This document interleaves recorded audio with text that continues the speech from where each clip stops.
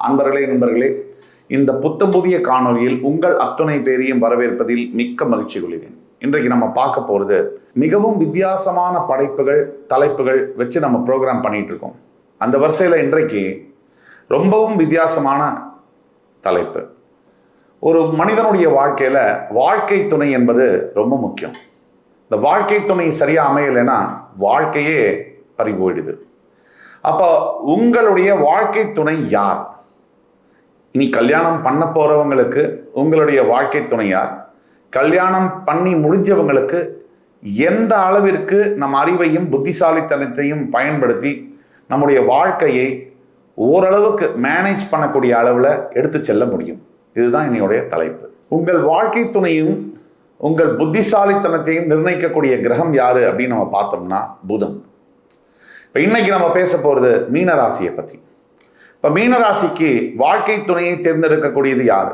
புதன் தான், 7ஆம் அதிபதி. அதே மாதிரி புத்திசாலித்தனத்தை தேர்ந்தெடுக்கக்கூடிய கிரகம் யார்? அதுவும் புதன் தான்.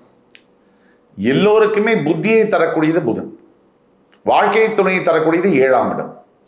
அந்த விதத்தில் ஒரு மனிதன் சரியான வாழ்க்கை துணையை தேர்ந்தெடுக்கணும், அல்லது தனக்கு அமைஞ்ச வாழ்க்கை துணையோட எப்படி புத்திசாலித்தனமாக வாழ்க்கையை நடத்தணும் அப்படிங்கிறத நிர்ணயிக்கணும். இது ரெண்டுமே தவறி போனால் வாழ்க்கை பிரயோஜனம் இல்லாமல் நரகமாக மாறுது. அப்போ மீனராசி என்பவர்களுக்கு வாழ்க்கை துணை எப்படி அமையும், அல்லது புத்திகாரகனான புதன் எப்படி இருக்க வேண்டும், எப்படி இருந்தால் உங்களுடைய பிறப்பு ஜாதகத்தில் அந்த வாழ்க்கை துணையை வாழ்க்கையை வெல்ல முடியும், அதை பற்றி விரிவாக பேசலாம் வாங்க.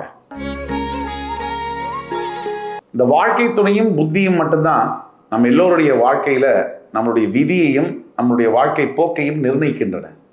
அந்த விதத்துல தான் இந்த புதனுடைய சக்தி என்ன அப்படிங்கிறது நமக்கு புரியுது. ஒரு உதாரணத்துக்கு, உங்களுடைய மீனராசி அன்பர்களுடைய ஜாதகத்துல 7ஆம் அதிபதியான புதன் 10ஆம் வீடு என்று சொல்லக்கூடிய தனுசு ராசியில் அமைந்திருக்கிறார் என்று வைத்துக்கொள்வோம். அப்படி வச்சுக்கிட்டா என்ன ஆகும்னா, பெரும்பாலும் தன்னுடைய வாழ்க்கை துணையை தொழில் செய்யக்கூடிய இடத்துல சந்திக்கக்கூடிய சூழ்நிலைகள் உருவாகும். அல்லது ஒரே தொழிலில் சார்ந்தவராக, இப்போ நீங்கள் செய்யக்கூடிய ப்ரொஃபஷனோ தொழிலையோ அவங்களுமே இருக்கக்கூடிய ஒரு வாய்ப்புகள் அமையும். அது மட்டும் இல்லாமல் இந்த ஒரே தொழில் இருக்கிறதுனால ஒரு அட்வான்டேஜ் என்ன அப்படின்னு பார்த்தோம்னா, ஒருத்தருக்கு ஒருத்தர் புரிஞ்சு கொள்ளக்கூடிய விஷயங்கள் நிறையா இருக்கும்.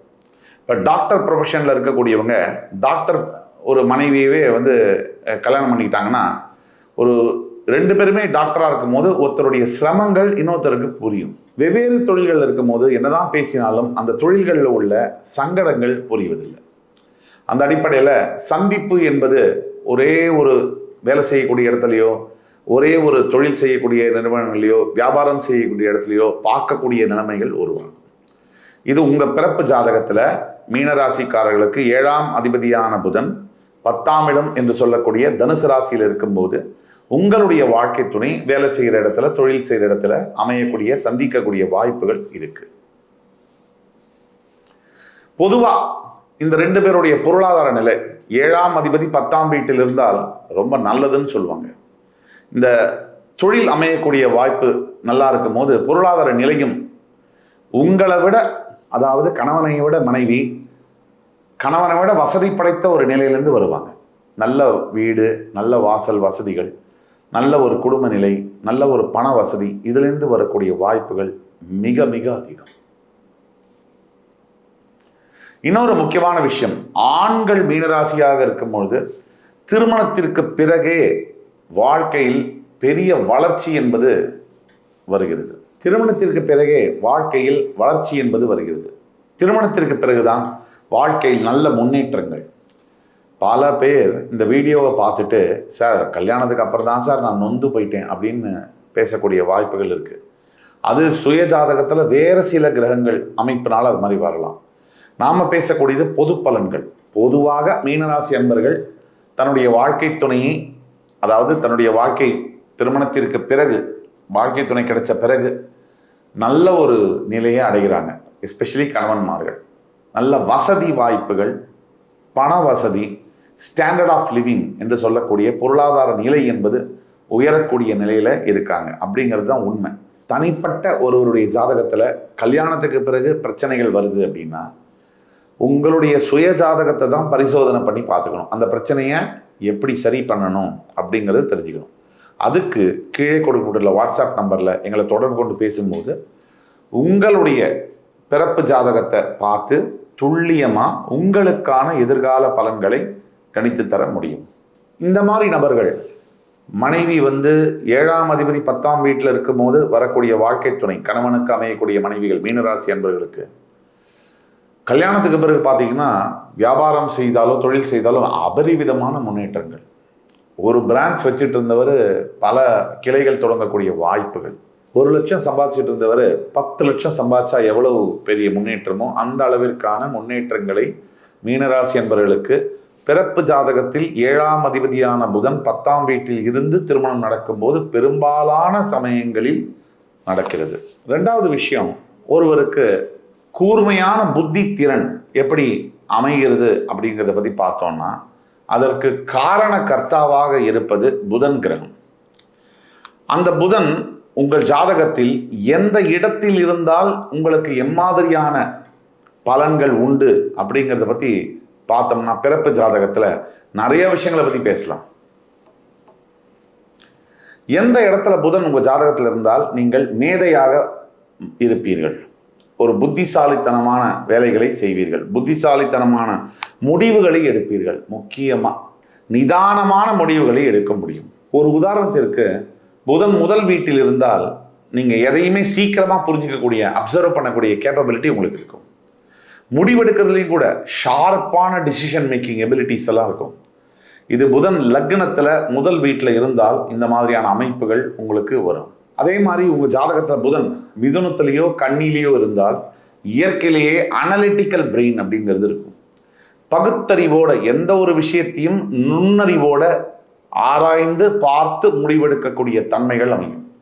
இந்த மாதிரி பீப்புள் தான் பெரிய சிஏ சார்ட்டர்ட் அக்கௌண்ட்ஸ் ஆகவும், இல்லை பேங்க்கில் பெரிய ஆஃபீஸர்ஸ் ஆகவும், இ-காமர்ஸ் பிஸ்னஸில் பெரிய கொடிகட்டி பரப்புறவர்களாகவும் இருக்காங்க. அடுத்த காம்பினேஷனில் பார்த்தோம்னா புதன் குருவோடு சேர்ந்து இருக்கும் போது இது ஒரு அபூர்வமான ஒரு சேர்க்கை. இந்த மாதிரி இருக்கக்கூடியவர்கள் மிகப்பெரிய அட்வைசர்ஸாக, ஏன் பிரைம் மினிஸ்டருக்கு, சீஃப் மினிஸ்டருக்கெல்லாம் கூட அட்வைசர்ஸாக, ஒரு ஸ்ட்ராட்டஜிக்கல் டிசிஷன் மேக்கிங்கில் அட்வைசர்ஸாக இருந்து கோலூற்றக்கூடியவர்களாக இருக்கிறார்கள். அதே மாதிரி உங்கள் ஜாதகத்தில் உங்கள் லக்னத்திலேருந்து 5ஆம் வீட்டில் புதன் இருக்கும்பொழுது மிகப்பெரிய கண்டுபிடிப்புகள் எல்லாம் உருவாக்குவாங்க.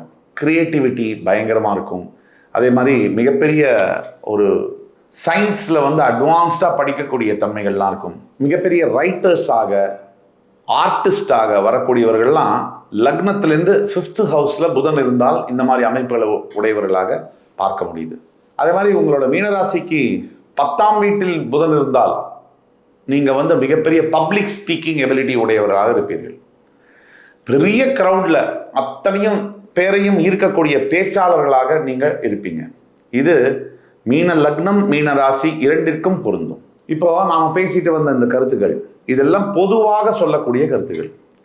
இதற்கும் மேலே இது ஒரு 65 to 70% ஒர்க் ஆகும். இந்த 30% உங்களுடைய பர்த் சார்ட்டில் இருக்கக்கூடிய யூனிக்கான விஷயங்கள்லாம் இருக்குது. அந்த யூனிக்கான விஷயங்களை பொறுத்து உங்களுடைய வாழ்க்கையில், தனிப்பட்ட வாழ்க்கையில் உங்களுக்கான வாழ்க்கை துணை சரியாக அமையலைன்னாலோ, இல்லை நீங்கள் ஒரு தீர்க்கமான முடிவுகளை எடுக்க முடியலைனாலோ அப்போ தான் உங்களுக்கு அஸ்ட்ராலாஜிக்கல் கன்சல்டேஷன் என்பது தேவைப்படுகிறது. உங்களுடைய பிறப்பு ஜாதகத்தை கீழே கொடுக்கப்பட்டுள்ள வாட்ஸ்அப் நம்பரில் ஷேர் பண்ணி உங்களுக்கான ஆன்லைன் அப்பாயின்மெண்ட் வாங்கிட்டு என்னோட நேரடியாக 1-to-1 டிஸ்கஷன் பண்ணி உங்களுக்கான லைஃப் ப்ரிடிக்ஷன்ஸை கேட்டுக்கணும்னா அப்பாயின்மெண்ட் வாங்கி வந்தீங்கன்னா கிளியராக, கிறிஸ்டல் கிளியராக நீங்கள் என்ன செய்தால் ஜெயிக்க முடியும், நீங்கள் எதை செய்தால் பிரச்சனையிலேருந்து வெளியில் வர முடியும், நீங்கள் எதை செய்தால் ஒய்ஃபோட நல்லபடியாக நிம்மதியாக வாழ முடியும், அதற்கான அட்வைஸஸை சொல்ல முடியும். இந்த குறிப்பாக மீனராசி என்பவர்களுக்கு தற்சமயம் 7.5 நாட்டு சனி, ஜென்ம சனியாக நடந்து கொண்டிருக்கக்கூடிய இந்த காலகட்டத்தில் இந்த மாதிரியான கன்சல்டேஷன்ஸ் ரொம்ப முக்கியமாக கருதப்படுகிறது. நீங்கள் எதுக்கும் கவலைப்பட வேண்டாம். பரிகாரம் மீனராசிக்கு ஒரே பரிகாரம் இப்போதைக்கு ஈஸ்வரனுடைய பாதம், சிவபெருமானுடைய திருப்பாதங்கள், அதை படிக்கிறது, அதை தொட்டு வணங்கிறது, அதை பிடிச்சிக்கிறது. இதுதான் இப்போதைக்கு சரியான பரிகாரம். தான தர்மங்களை செய்யும் போது மீனராசி என்பவர்களுக்கு எந்த விதமான பிரச்சனைகளிலிருந்தும் ஒரு ரிலீஃப் என்பது கிடைக்கும். இந்த எபிசோடு உங்களுக்கு பிடிச்சிருக்கும்னு நம்புறேன். அடுத்து வரும் காணொலியில் உங்கள் அத்துணை பேரையும் சந்திக்கும் வரை உங்களிடமிருந்து விடைபெறுவது உங்கள் சுபாஷ் பாலகிருஷ்ணன். நன்றி, வணக்கம், வாழ்க வளமுடன்.